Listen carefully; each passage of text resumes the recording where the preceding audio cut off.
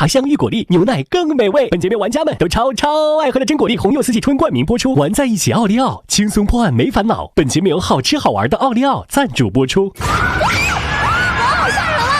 这个帘子只有在整个屋灯是关掉的时候才会下降。哦，它这个线刚好把那个镜子的边边给挡住了。你妹妹有很大问题。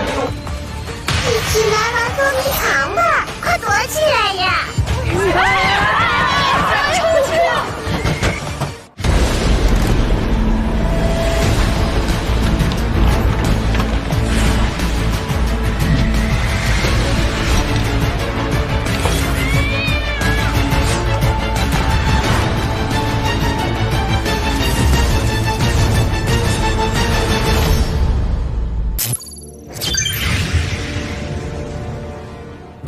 哎呀呀呀！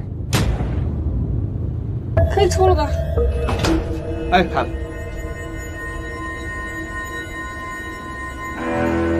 哎，刘白，他们俩在底下。刘，哎，出来了，哥，哎，完了，俩人不见了。啊！哦，有人被抓走了。我们少了个人啊！白哥，老刘，刘，他们是真的消失了吗？你记不记得人家说玩偶会邀请你来玩游戏？对。玩游戏呀？哦，所以他们是跟木偶去玩游戏去了。对，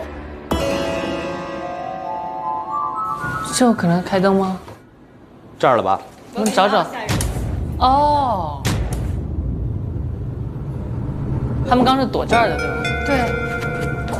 那上面，你们上面有没有什么呀？上面啥都没有。是吗？这门是能开的吗？能开，刚刚他们俩。他们刚是躲进去，然后走了。可是现在打不开，对，被锁住了。你们在吗？嘿，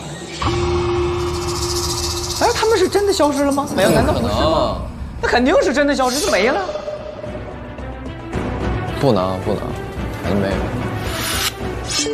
哎，哦，这就是一个可以移动的箱体。对，我们先走，走。哎，等一下，这个里面能坐几个人？还能再来一个？哎，不对，好像，来，这都能挤进去吗？真的要这么装吗？哎，可以，我挤。哎呀，塞了多少人呀？发射。往这要去哪儿？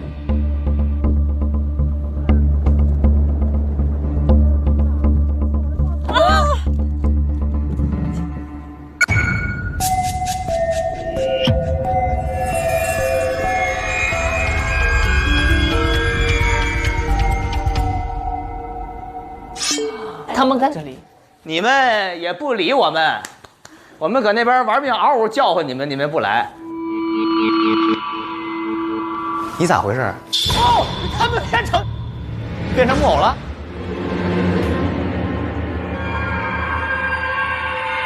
你们刚才去哪儿了？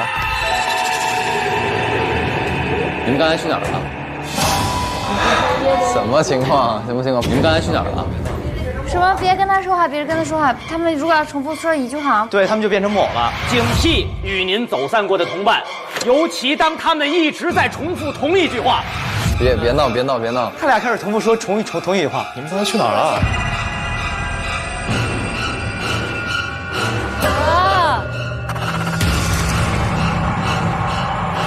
肯定是白哥的主意。哎，你们还好吧？哎，走，就剩咱俩了。我那姓谁的？哎，这是珠子还是什么东西？我这下面有只手。我们拿着一个腿，谁敢过来就打谁，我可不管。我跟你说，拿了一个手，我不管，我先拿了一条腿，谁过来我就打谁。哎，咱俩一会儿演一波他们。咱俩一会儿找一句话一直重复。你们都要死！不，太直白了。咱们假装成那种非常拟人的那种玩偶。那就是你们刚才去哪儿了？一直问。好啊，好。你们刚才去哪儿了？你没完没了了是不是？装我们？你们刚才去哪儿了？你们刚才去哪儿了？哎，救活了吧？你们刚才去哪儿？哎，他没聊。哎，你们刚才去哪儿了？你们刚去哪儿了？你们刚去你们刚刚去哪儿了？你们刚去哪儿？你们刚去哪儿？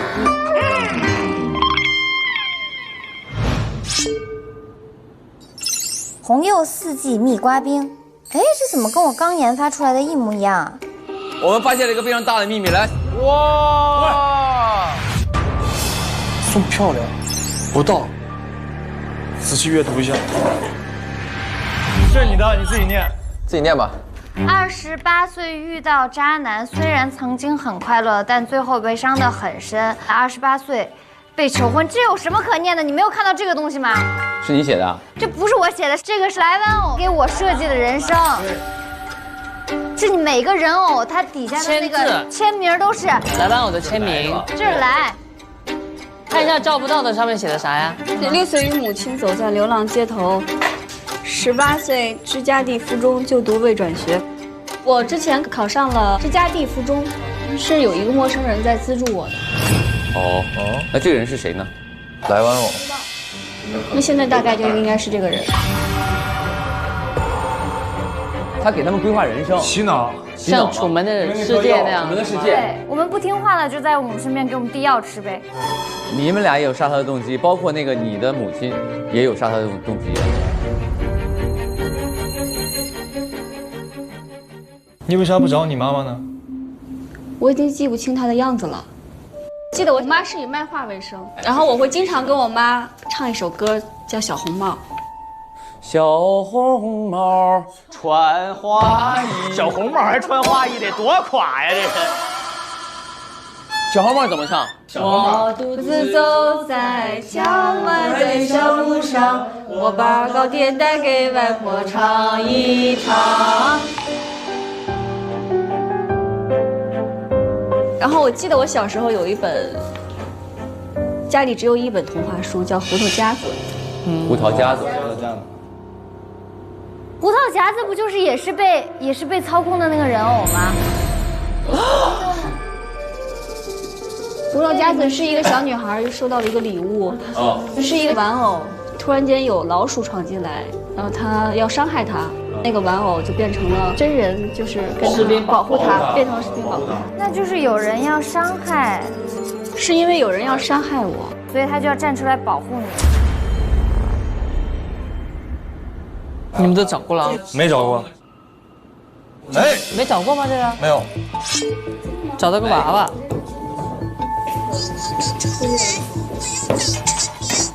如果能重来，我要早成名。张歌手的娃娃，张歌手的娃娃。而且你们也没找到张歌手的纸，是不是？没有啊，这只有你们俩的纸。那这个先留着，张歌手的纸没找到。再到处找一找。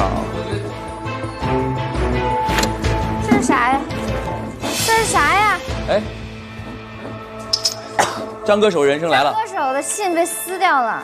5岁开始练习唱歌跳舞，15岁获得唱得好歌曲比赛金奖，跳得棒舞蹈比赛金奖。16岁没人知道的小秘密是暗恋过同班同学，成为了大明星，要成为像他一样出色的人。25岁在菜市场被伯乐拿菜花单膝跪地高呼张歌手你是我的菜后，发掘出道创作担当写不出歌曲，被人嘲笑，父亲去世，未来参加节目面试会被淘汰，最终退团。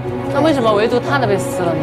他肯定，我觉得他是自己，他来可能到这里，他自己然后撕掉了。撕掉了。对他看到了，他一直被他规划的人生。那张歌手就有杀他的动机。咱现在是怎么意思？咱回去吗？回原路返回呗。走吧，分批次吧。我走了。来送客了，送。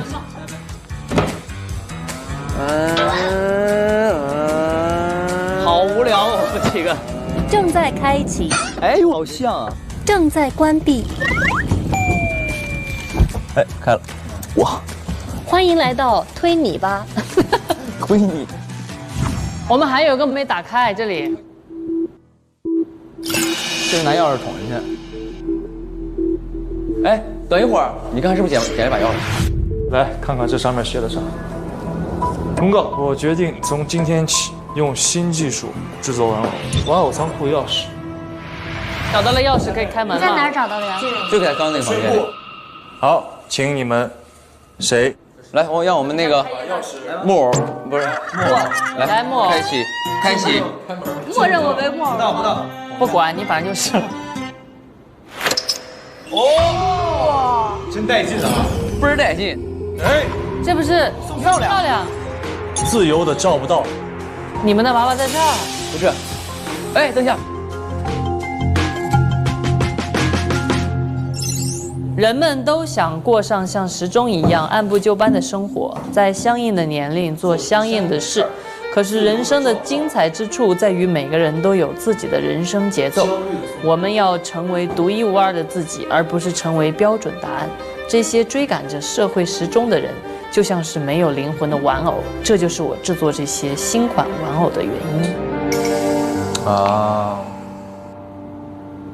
0到5岁开始学习，不输在起跑线上；5到10岁就要考满分拿第一；10到15岁的时候就要准备高考，绝不能谈恋爱；15到20岁的时候，在好的大学里读好的专业，找到好的工作，努力。自由的找不到吗？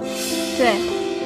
然后呢，20到25岁的时候出名要趁早，不要被同龄人比下去。张歌手，张歌手对吗？25到30岁与完美的另一半结婚生小孩，就你刚才说了嘛，你有一个30岁之前结婚的愿望。30到35岁要事业有成，拥有豪宅和豪车。35到40培养一个完美小孩，给爸妈准备好养老钱。40到45岁开始为自己积攒退休金。45到50岁照顾爸妈，给他们颐养天年。50到55岁给孩子物色合适的对象。55到60岁达到退休年龄，享受天伦之乐。这就是其实是按部就班的一个人生规划。就是他，你看0到5岁，5到10岁，他的意思是这个社会当中所有的人现在生活已经进入到一个规律里面了。因为你追赶着社会时钟，就像是没有灵魂的玩偶。所以我们之所以会成为他的目标，是不是就是因为我们有这种必须的人生规划？没错。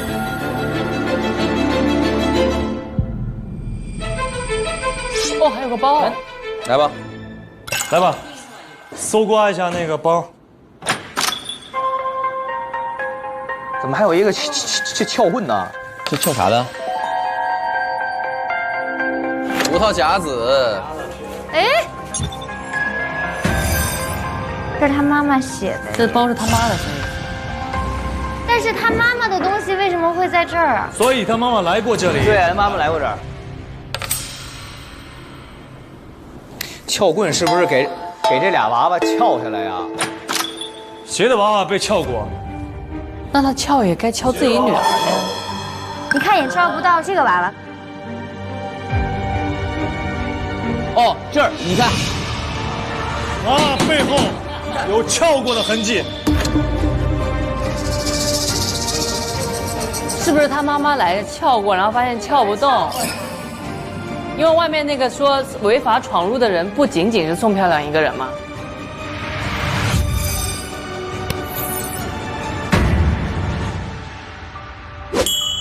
所以他妈就把那个人解决掉了。是。现在该出去了吧？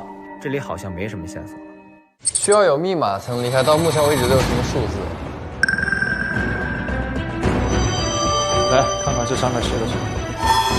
公告：我决定从今天起用新技术制作玩偶。来玩偶，4月1号。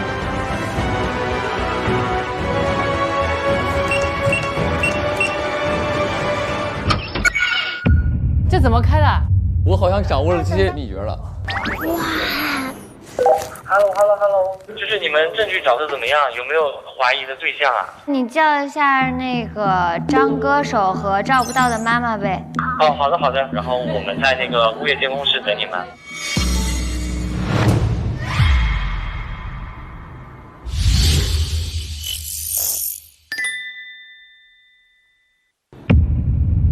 我们回顾一下今天我们发生的事情。我们今天是2022年的7月8号，我们是应宋漂亮的邀请去到了宋漂亮手工店。我遇见了一个很奇怪的女子。没事，我们。她说她一直在找她的女儿，这是我女儿，我一直在找她，找不到。然后跟随着女子她说的话，你看看这个，2楼有一个玩偶馆，我们去到了人生玩偶馆。然后进去的时候是没有开关的那个门，所以我们只能透过那个玻璃往里面看，然后是一个长廊，看到了一个穿着白衣服的人吧。哦，有人倒了。那个时候我们所有人都在外面。对，那有没有可能是找不到呢？有可能啊，也有可能，很有可能，因为他是后来迟到来的。快救人啊！进去救人啊！快！我们就从后门，然后进入到了那个展厅，发现了在舞台上有一个被画的小丑脸，穿的跟那个顽皮的魔术师一样的衣服的一个尸体。这个死者真的是来玩偶吗？啊，设计师来玩偶啊，不一定，没确定。暂时我们觉得像他，因为他脸也被画花了。对。搜查当中，我们暂时锁定的3个嫌疑人，分别是照不到的妈妈，大喘气，照不到的妈妈，然后宋漂亮和张歌手。第一个，要不先问赵妈妈？是找赵妈妈？照不到的妈妈。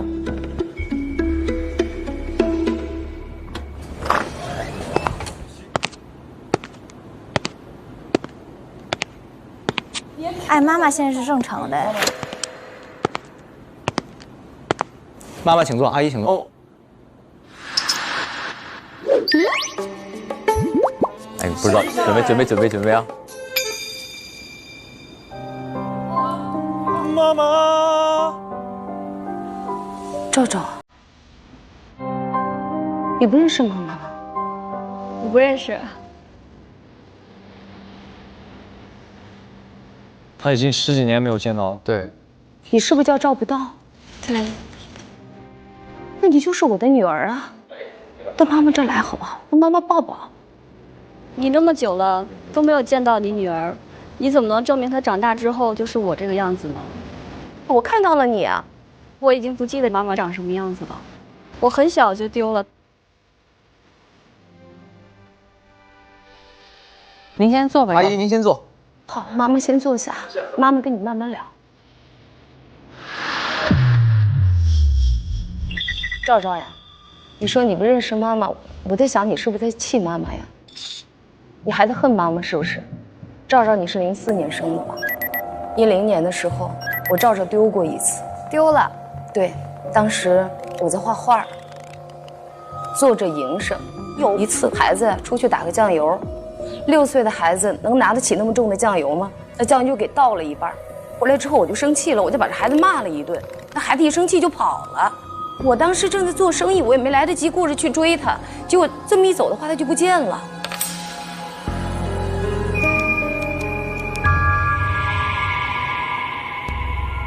从那之后，我情绪有点难控制，我经常要吃药，每天吃1次，可以让我12个小时是平静的。那我有这个，你给这几个孩子看一看。那上面是有一个自动的提醒的，闹钟一响就吃药。今天吧，我11点半钟吃的药啊。11点半吃的药。11点半。我们遇到的那个他不是清醒的呀。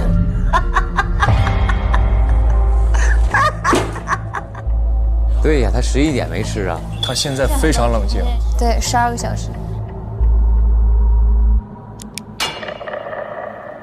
阿姨想问一下您，就是您这个药盒啊，您一般多久装一次药？没了就装。没了就装。那今天早上吃之前，你的药盒里面有几颗药？我现在很清醒，我想问你，如果你感冒发烧不舒服的时候，你想用一个小药盒去装药，你会数它有多少颗吗？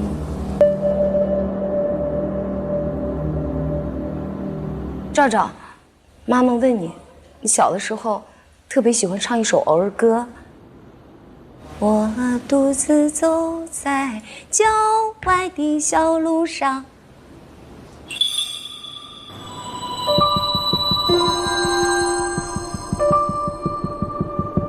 我把找着了，这个是这个才是你的女儿，儿子。赵赵，你是赵赵吗？赵赵，你是留不到。赵赵留不到，留不了。你们都是一些坏人，嗯，我丢我的孩子丢了这么久，你们还在这里笑。阿姨，这个是你写的吗？这是他妈妈打印的寻人启事。这是我画的。这个不记得不到的人有15个，这个是什么意思啊？这些字儿不是你写的吗？不对，是啊，他们都说不认识呀。班主任是谁啊？啊，你坐下，我跟你好好说说。我记得我曾经找到过我们家赵赵。1个月前，我的脑海里面分明是有一个清晰的影像的，非常非常的清楚。你看，我们都会有一段清晰的影像，是你长大的时候，你跟我一块生活了3年的样子。赵然那时候读高中，在牛板金中学，他成绩非常优越，还考上了大学。我记得那个大学还是我帮他选的专业，叫金融系。但这段记忆有可能是你吃药之后的反应，对吗？你是觉得我吃完药之后糊里巴嘟的反应吗？不是，我没有在牛板金上学，我是在支架地上的附中呀。啊？他那张纸上有写他学的金融，但被划掉了。就怎么跟他那个虚幻的、模糊的男朋友有点像？对，是不是？就他们都会有这么一个幻觉。就是出现一些幻觉，就是我总感觉我就跟一个看不清人脸的一个男的在约会。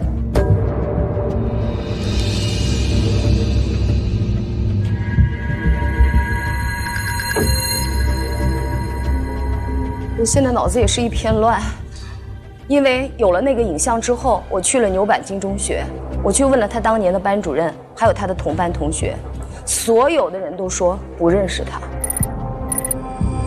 我非常失望，我不知道他到底是出了什么样的问题。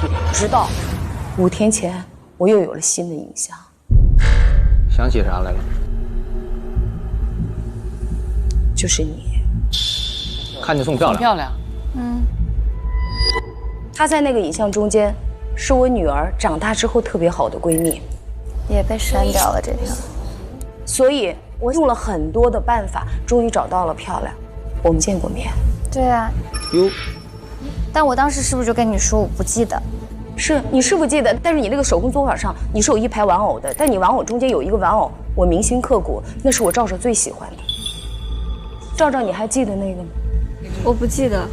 你天天抱在手上，你非常稀罕他的，所以妈妈一看见那个我就着急了。我刚想问漂亮，这个时候来了一个男的，那男的非常非常的可疑，他自言自语的对着这群木偶说：“哎，怎么我制作的玩偶放在这儿呢？啊？什么叫他制作的玩偶？那是我女儿的玩偶。我觉得这个人有问题，我必须要尾随他，所以我一直就尾随着他。叫啥来着？哦，就跟着他啊。到了玩偶馆了，然后我看这男的溜达不见了，走了。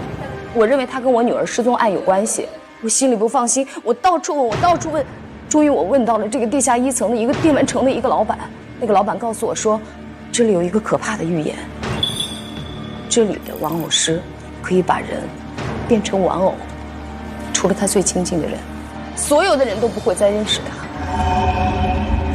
我在想，是不是我的女儿变成玩偶了？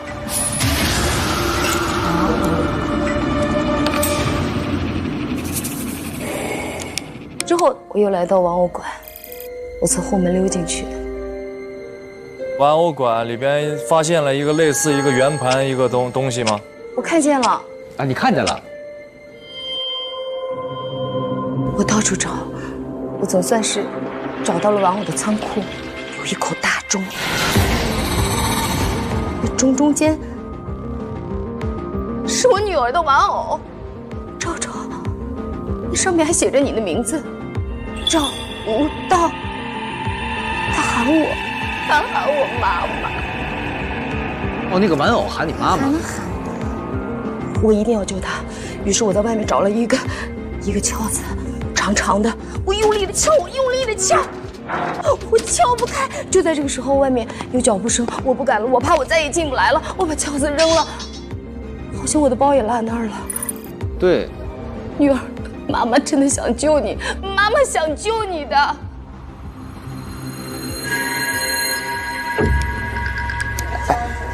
刚才那个胡家桃子的那个什么？胡桃夹。好，胡桃夹子那个书哪去了？你们在说什么？你们刚刚在说胡桃匣子吗？对，胡桃夹子。胡桃夹子，这个胡桃夹子您有了解吗？我女儿小的时候最喜欢看的一本书，叫《胡桃匣子》。那里面的结局说，只要打败了蜀王，她就可以变回她自己原本的样子。我在想，是不是女儿小的时候这个预言在暗示我，只要我杀了那个玩偶师，我女儿就可以复活了。才会杀掉那个，才打败了玩偶，是您打败的玩偶师吗？对，我太想打败他了呀！可是，今天我和你们一起进来的时候，我需要动手吗？他不是已经死了吗？他死得好。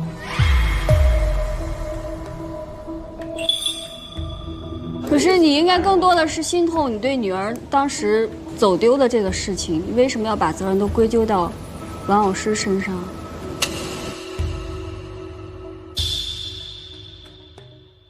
阿姨，你确定你只进去过一次吗？我只进去过一次，但是上面写着是多次闯入啊。我没有。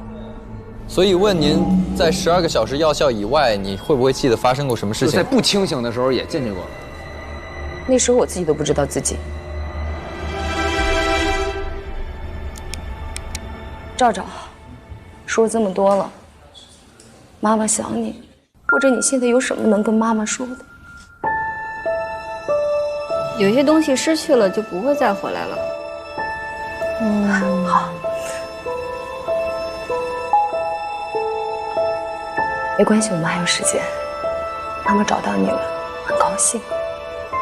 妈妈爱你，只要是我能够保护我的孩子，我在所不惜。你们没有别的问题，我走了。辛苦了，辛苦了，谢谢你，谢谢赵，谢谢阿姨。行，打搅大家了。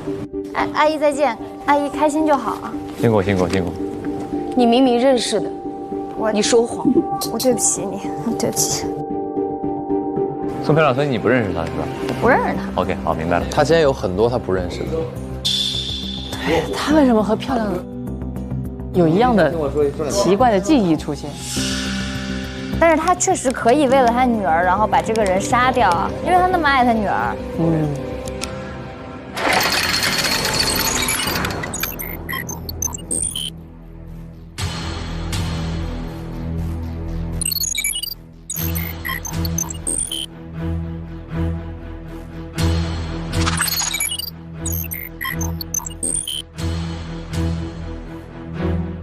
那我们问下面一个张歌手。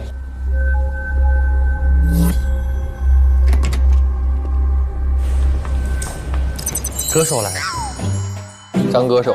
唱哪一首啊？今天还唱哪一首？你们查了这么久，发现玩偶馆的秘密了吗？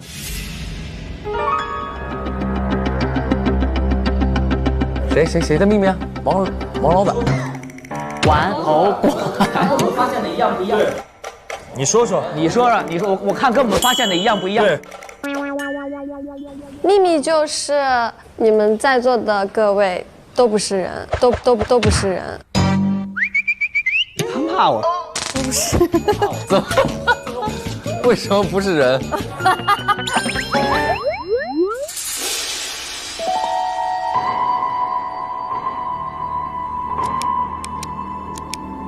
你们跟我一样，都是玩偶。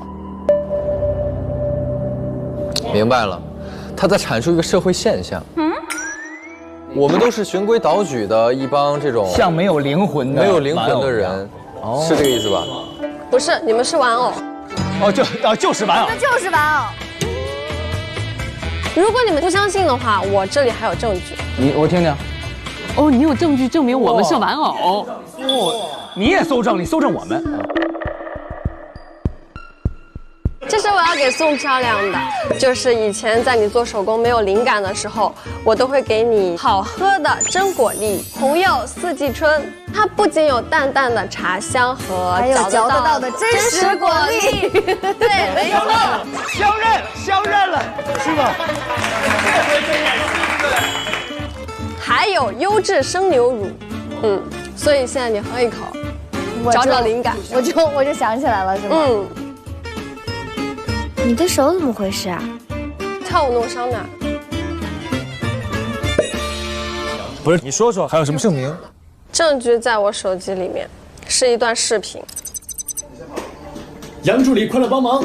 你是不是把玩偶制作手稿拿到你的办公室去看去了？不是拍视频，你赶紧先走吧，我们有事要忙了。杨助理，你是不是把玩偶制作方法放到你的办公室里去了？杨助理是谁啊？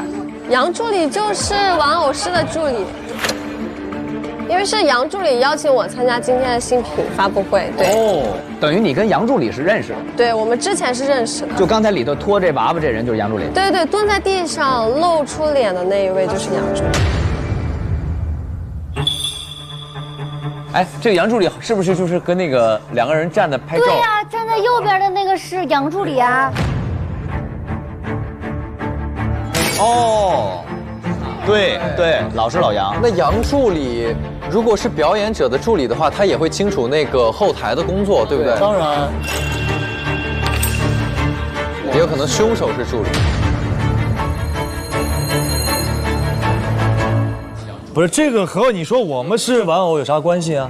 对啊，因为我在玩偶馆里面看到过还是玩偶的你们。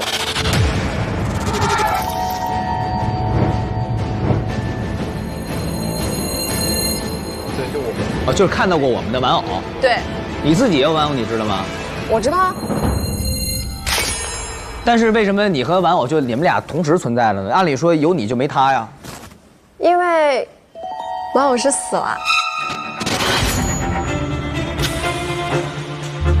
杀的杀命玩偶师，我有天可以复活了。哦，所以你就从那个躯壳当中跳出来了。你们和我一样都自由了，只有玩偶师死了，玩偶才会不受控制。那还调查什么呀？就高兴庆祝一下吧。玩偶！行了，这又结束了。我为什么会拍到这段视频呢？就是在4月底的时候，我对宋漂亮的记忆越来越清晰。然后我跟她是很好的朋友，但是我身边的人都不记得宋漂亮这个人。我去问了他当年的班主任，还有他的同班同学，所有的人都说不认识他。然后我很清楚地记得她有一个男朋友，就是玩偶师。然后我就上网查了，玩偶师就是在11号公寓玩偶馆工作的。论坛里说，这个玩偶师可以把人变成玩偶，变成玩偶之后，大家对这个人的记忆也会随之消失。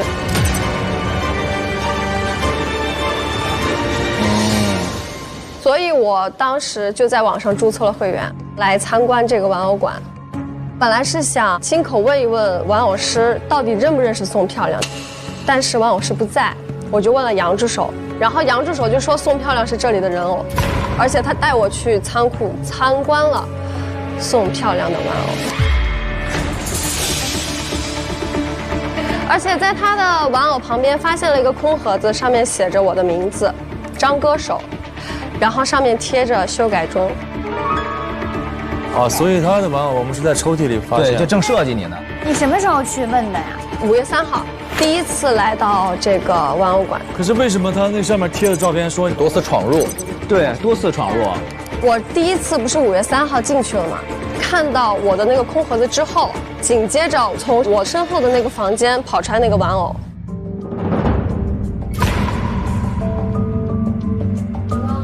啊，是视频里的那个啊。对，我就觉得有问题，然后后面我就有2次就是偷偷溜进来，第一次没成功，第2次成功了，想调查一下事情到底是什么样子的。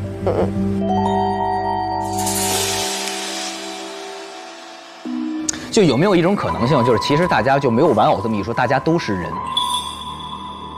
你想过这个事儿吗？应该是没有这种可能。你就这么不相信自己是个人？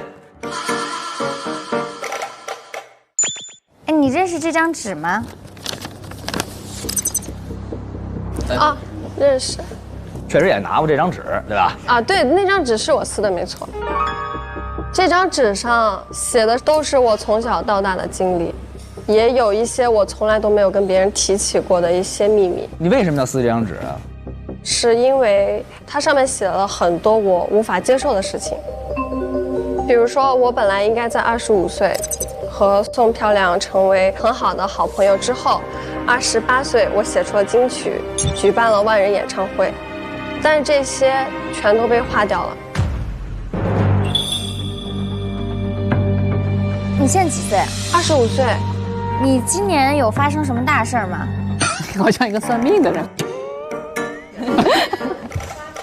今年发生了，其实有很多大事。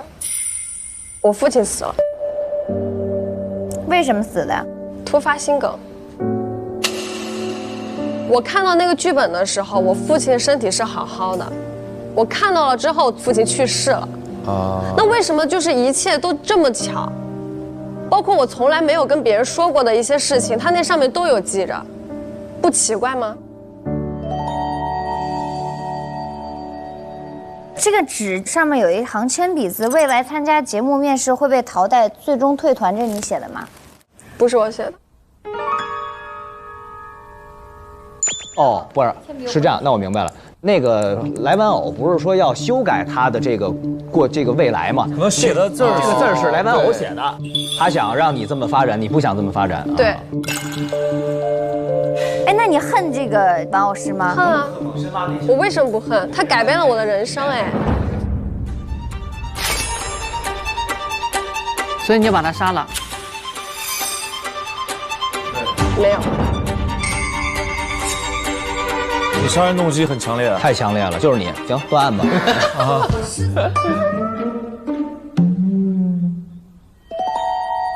今天上午你11点半之前都在干嘛？我是10点40到的店里面，到的店完成。对，然后大概11点10分左右，换完衣服一出来，刚好就碰到看见我们了。然后你去干什么了？然后我就去大厅啊，11点半吧，差不多。去大厅，你就等着，你就在门口等着。对，然后又碰到你们。所以那段时间就是你一个人一直坐在那儿。对。咱们是几点到的？那12点是吧？12点。等于说他30到12点中间，我们是不知道他在干嘛的。你的这个心路历程啊，你从小到大这个人生经历啊，还有什么比较想分享的？又逼人家自己坦白。我真的只是想强调一点，就是你们真的不相信我。他那上面写的真的是真的。是真的是真的，真的是真的。这样，如果你们不相信的话，你们去问问杨助理。杨助理。哎，那杨助理找得着吗你？对，杨助理应该在就是那个人生玩偶馆吧？哦，咱们还有一个办公室，杨助理的办公室没有找到。我们那个把杨助理我们拉上日程，好吧？行。还有问题吗？没有问题，我就先带他出去。OK， 再见。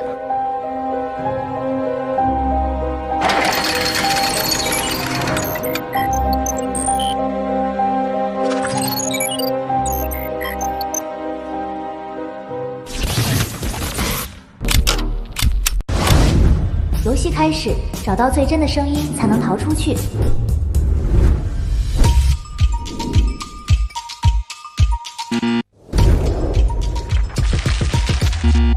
什么声音？挑战成功，原来是真果粒红柚四季春。有超好喝的优质生牛乳，口感香醇。还有淡淡茶香和嚼得到的真实果粒，真的超好喝。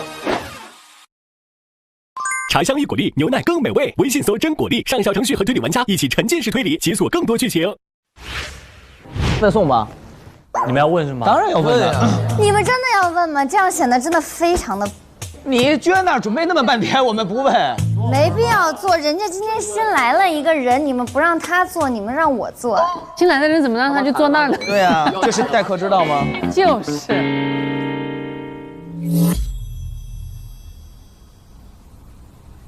他这几个，一个是宋漂亮，一个张歌手，但他这儿写的不是赵不到，写的是不到。有没有可能还有另外一个人也叫不到，就是别的不到，张不到、王不到？他可能不是真正的赵不到，对，他可能是他是傀儡，而且他的身世我们都没怎么知道过，我们只知道一个6岁来了。你要这么说，那你要不回来，咱先审他。我就是这么个意思，你们老审我干什么呀？错了。我觉得你先来吧，这个你是有很多。这个我还要审问吗？我觉得他得审审，得审审，因为我们根本对他不了解。对，先问你，问完之后咱再审他。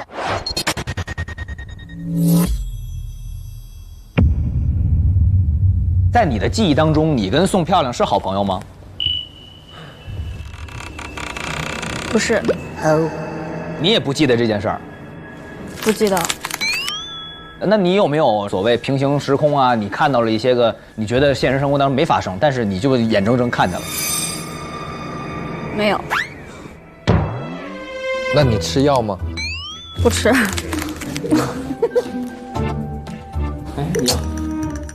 你要这么不配合，我只能把妈妈请过来治你了。敬酒不吃，吃罚酒。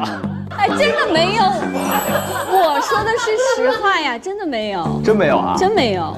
还真没有。那你对你就是来这儿之前的记忆都有什么呀？我只是7月7号晚上，因为我喜欢推理小说，然后也喜欢人生玩偶这些东西，所以就上网去查了一下，关注的这个玩偶师叫来玩偶。来玩偶，你是我的书迷是吧？等于是喜欢我写的小说谢谢。你几点去的这个玩偶馆啊？12点以后，就有点迟到了。等于说12点之前你还没有来到11号公寓？没有。哦，那这个今天是你第一次来11号公寓吗？对，因为他今天才有这个展览。就不可能是他杀的人了，他这辈子没来过这个地方。对呀，可是他也很奇怪啊，他的玩偶也在那个里边。他如果要是跟这个男的完全没有关系，他为什么会他的玩偶会出现在这个玩偶馆里呢？哎，对呀。就是这个世界这么大，怎么他就被选中了呢？对。我也很奇怪这件事情。那他刚才说这杨助理你认识吗？也不认识。不认识。你自己有什么知道的事情吗？你可以说一说。跟妈妈走散之后，是被福利院收养，因为我学习成绩还挺好，考入了芝加地附中。但是我想去牛板筋，牛板筋是可以那个全额资助的，但是福利社突然接到电话，有人愿意资助我，让我继续留在芝加地附中，所以我就没有选择去。牛板筋留在了芝加地。对，就是资助你的人很有可能就是这个所谓玩偶师。对，他所谓掌控你的人生，其实就是引导你去做他认为想做的事情。后来我因为觉得学有所用，就选择追求自由，想要周游世界。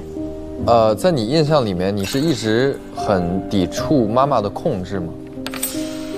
其实没有，因为6岁就已经丢了。没有什么记忆，从来没想过去找妈妈吗？有想过，后来因为时间太久了，就越来越模糊了。记忆模糊之后，就没有再想这件事情了。但其实妈妈一直忙于卖画，疏于对我的关心，多少可能小时候会有一些影响，但因为后来时间实在太久了。小红帽那首歌其实也是讲的这个故事。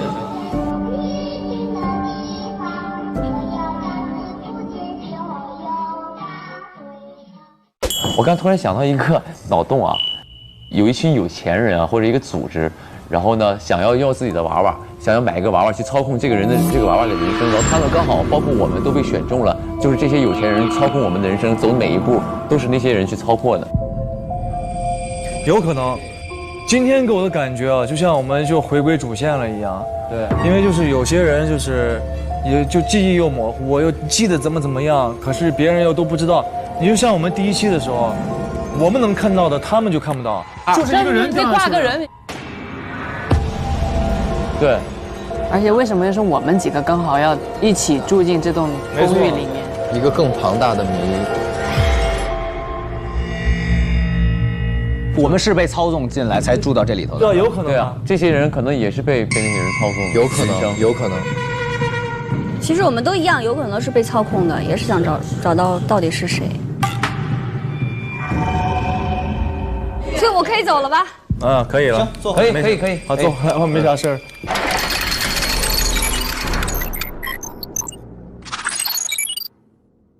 来吧，漂亮亮的。怎么就非得住我那儿？真的。你说你想不想杀掉这个莱玩偶？我想啊。为啥？因为在我的认知里边，他把我心爱的人杀掉了，因为他上面写着已解决，而且我不杀他，可能他就会把我杀了呀。你觉得他一直在操纵你，你也不想受他操纵。我不知道他在操纵我，我只是觉得他一直在骗我。而且你想，你身边天天就是跟你睡在一起的人，他已经杀过一个人了，那杀你这小点儿，那不是分分钟手拿把攥啊？有道理。那你为什么不找我们？都是你朋友，为什么不让我们去找我们帮忙呢？因为就是有那么熟吗？没有啦，就没有想过嘛。大家不都是会有一点自己的隐情，稍微就好朋友也要有一点自己的隐私。你那时候的好朋友是谁？好朋友在座的各位哥哥姐姐们。哦，是吗？没想到是这样的答案吧？我觉得也不是很熟了。对，有男朋友这种事儿都不跟我们分享，都跟人同居了，我们都不知道。你说他接着求婚，到时候办婚礼了，咱们可能也不会去的。那多好呀，你也不用出份子钱。太好了，对呀，这不用随份子，这才是好朋友。问题，等，现在审问你啊，拷问你。好的哥，你交代一下，你怎么把人家杀死的？你赶紧就交代吧。我没有把他杀死，我想杀他的机会太多了。他每天跟我住在一起，我要是想杀死他，我随时都可以杀死他。就你想表演嘛，就让我们看看嘛。不是啊，他要跟你住在一起，你把他杀了，那凶手不就是你了吗？你把他放在这儿杀了，不就解除嫌疑了吗？那我有什么时间杀他呢？我前面都跟你们在一起啊。有可能不是今天死的，可能昨天就死去了，就烂抽在里面那么多天。这个我们在那门口，咱们一块儿看见吗？你是多次闯入者，对，你一共去过几次？2次，算这次吗？不算，不算这次。对，2次。你这详细说说，我们先记录一下。就是1个星期之前，我忽然间咚就一下就被点了一样，我就看清这个人的脸了，而且我也知道他名字了。我就翻他的东西嘛，翻他东西就发现那张纸条上面写着，就是说他把我。就是心爱的人已经解决了，然后我对，然后我就有一个很清晰的记忆，就是我跟之前我这个很心爱的人，我们2个一起，就这个张玩偶，我们2个一起去过，这个玩偶店，但平常我自己是没有去过的，所以我就首先先去找到那儿了，我就想进去，就那个刷脸，他说我不是 VIP， 我不能进，就把我轰出来了。这是第1次。对，应该是同一天。我又去了，然后我就说那好，那你们这儿有没有一个叫张玩偶的一个就是工作人员？他们说从来都没有过这个人，然后我就没办法，我就回来了。他也是突然一下看清了，刚才那个张歌手也是越来越清晰。对，大家都会有一个越来越清晰的过程。就是我总感觉，就我不喜欢现在这个男朋友。你是因为不喜欢才出现幻觉吗？不是，就是你开始怀疑这个人到底跟你最开始认识的那个人，他是不是一个人？是同一个人。对。因为我也问过他玩偶的事儿，像之前在网上认识他的时候，他就有做一些手工啊什么的，我就觉得他还挺厉害的，我挺崇拜他的。然后现在一问他，他就是不知道不了解。OK，那个什么，我想问一下你咨询医生是什么意思啊？就是一直有一个幻觉，就是同一个场景，你跟2个人，就是在同时进行，本该是你男朋友的人，就是你怎么都喜欢不起来，然后你感觉另外一个没有脸的男的，你就很喜欢，你肯定会先考虑是不是自己精神上或者太累了出现一些问题。哦，那个药是你什么时候开始吃的？那个药不是我吃的，医生给我的医嘱是让我多休息。是他一直以为他吃的是维他命。对。所以你从来没吃过？我吃过，我那个药是我男朋友给我准备的。他男朋友。哎，但是我有一个问题啊，我怎么可能会对一个从来都没有见过的人有印象、记忆？是吃了那个药之后开始有平行世界了，还是什么了？就忘记了，实在记不清。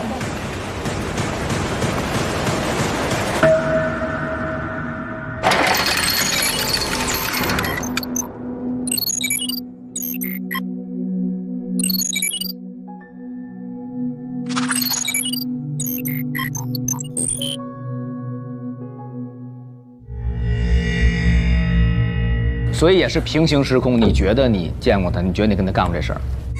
我不知道那是平行时空还是……就像我们看到了人跳楼，他们都说没看到。那是咱们的平行时空吗？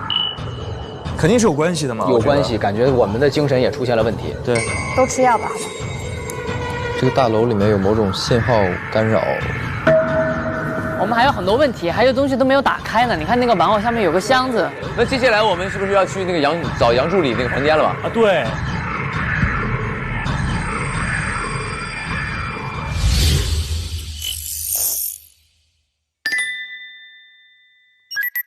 刚才那个密码箱在哪里啊？这儿，那儿，他脚下这个医生后面。哦 ，OK。医生是不是跟医有关呀？哎，医生生是3啊，13，13，141452626。咱就1313试试。哎，这有个这个英文啊。哦。我们试一下所有的人嘛，叫那个杨。哦不，跟这玩偶有关系，肯定的。他叫卜生斌。卜生斌。不，心理。哎，是心理吗？他对，好像叫心理。那个，这叫卜生斌。诊断他们的叫卜生斌。对对对。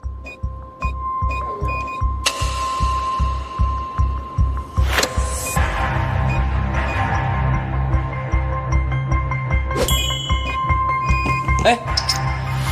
啥呀？杨助理，杨助理，哦，这是杨助理。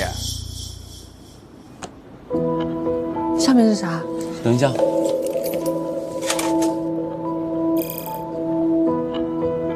又有这么多。输入油画编码开门，如果输入错误，油画将永远关闭。油画就是外面走廊有油画，有那个标，有他们的号码。如果输入错误，油画将永远关闭是什么意思？那就是有个暗门，那个油画有个暗门。是晃晃那些画。还有别的吗？礼帽是什么东西？礼帽遥控器。哦，那个礼帽就是那个炸的那个。爆炸的那个是不是？就我们看见那个蹦那个。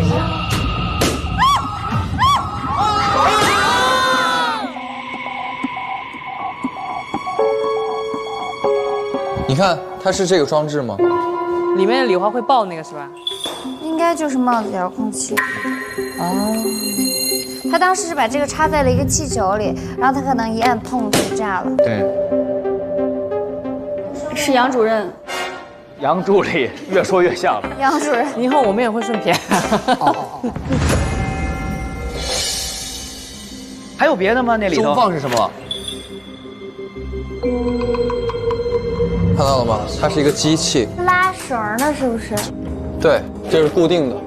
绞盘。那个线，那个转的那个线，那个后面那个电机，就是那个镜子。我去看一眼。我们试一下。是这个吗？我们试一下是不是这个放。来，你按一下。哦，吓死了！谁？它遥控器可以遥控那个收缩那个。所以就是所有的作案工具，对不对？这个镜子下面埋藏尸体，然后等我们所有人都走过去之后，那绞盘自己就把这个镜子就收回去，所以尸体就展露在我们面前。哦，就是这个。行，这个已经知道了。这个已经知道了。OK， 这个油画编号是什么东西？我们应该走到那个走廊去吧？走廊有很多油画，走廊有编号。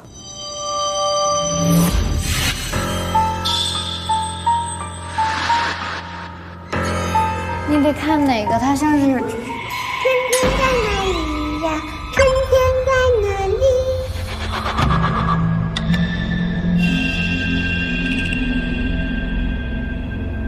春天在哪？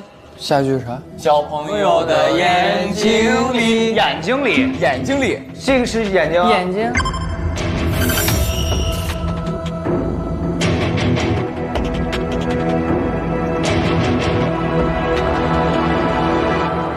杨树理的方是在小朋友的眼睛里，在某一个油画背后，哎，不是有个遥控器吗？不，遥控器不能随便输哦。输入油画编号开门，如果输入错误，油画将永久关闭。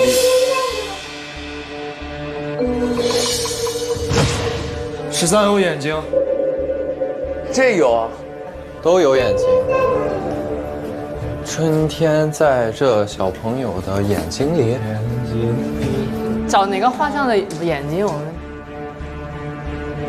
这几个都没有，这几个有。春天在哪里？春天在哪里？哎，你看，他老说不完。春天在哪里？在哪儿？有没有可能找个春天有关系的画呢？哎，为什么这里会指一个在赤道？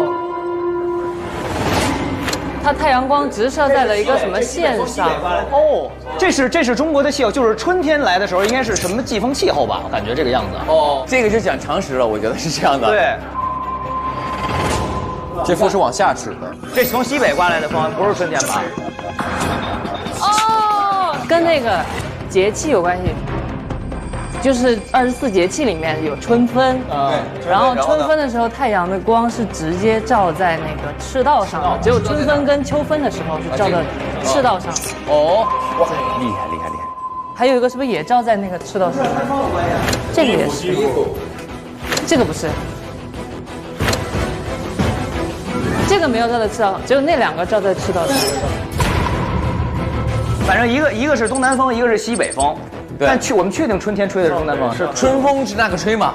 哦，春天一直是南风嘛？南风是吧？因为温暖。对，温暖。这个是北风往南吹。这北风往南，那是南风往北吹嘛？对，那就是这个了，对吧？那就08，对不对？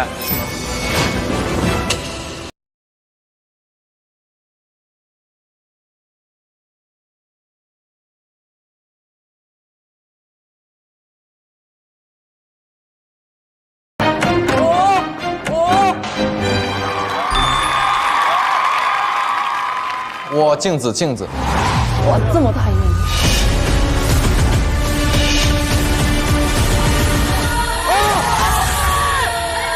这是什么东西？说吧。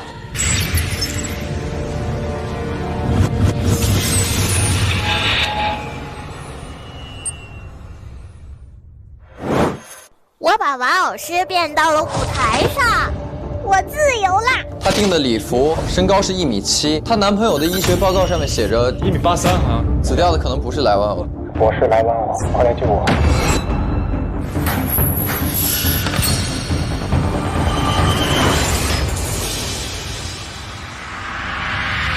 兄弟们，会死的送货。送货啊！舰长出现的玩偶都是你送过去的吗？在这个上的所有人都会死。我们来是为了救你。如果没救成，咱们就集体失忆，再来一遍。我们之所以能到它里边的那个小窝，一直都是他在引导我们做所有的事情。谁能对他的舞台这么熟悉呢？他为了保全自己，他就将计就计。凶手一定在跟我们在一起的这帮人里啊！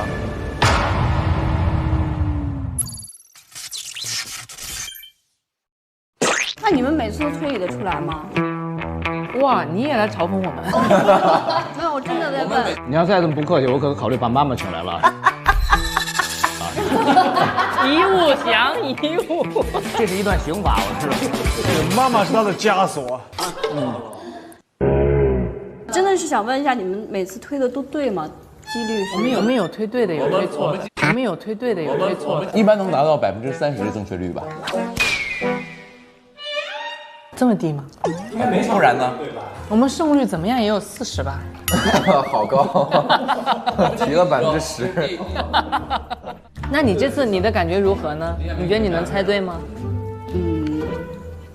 可以对吧？那你觉得本期到现在为止，你觉得谁最像杀手啊？还没出来呢吧？你看，他知道真相，他说这个人还没出来。哦，为什么你会觉得现在就出来了？他后面还有杨助理啊，还有一些人。其实他说的也有道理。我们居然被他说服了。宋漂亮，不要再咬手，不要紧张了，就是你。哦，他从来不咬指甲的。你怎么知道我从来不咬指甲？我们以前从来没有看见过你咬指甲吧？对。你们之前有这么关注我吗？听我弟弟说过，对，宋漂亮是一个不爱咬指甲的人。你弟弟天天跟你说宋漂亮的事情啊？你弟弟有事儿。你弟弟对他关注挺多呀。哎呦，你弟弟有问题。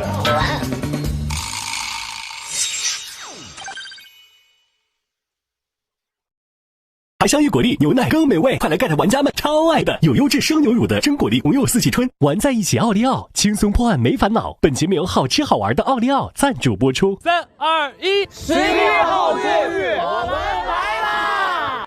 锁定腾讯视频，每周4、5、6晚6点更新一集，会员抢先1周看。每周6晚6点开始推理吧案件追踪，每周日晚6点看加更11号公寓入住日记，周中一大波预告花絮短视频，每天刷，带你360度全方位探索11号公寓。还不快打开腾讯视频，搜索开始推理吧，和推土机们一起沉浸式探案吧。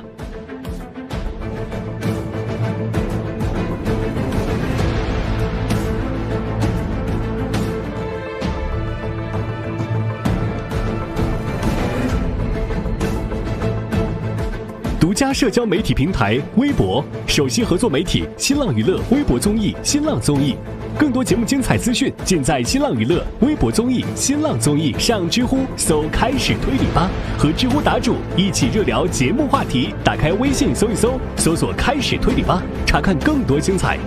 11号公寓入住日记，每周日晚18点，会员纯享更多公寓趣事，学犯罪心理学，拆穿谎言，发现真相。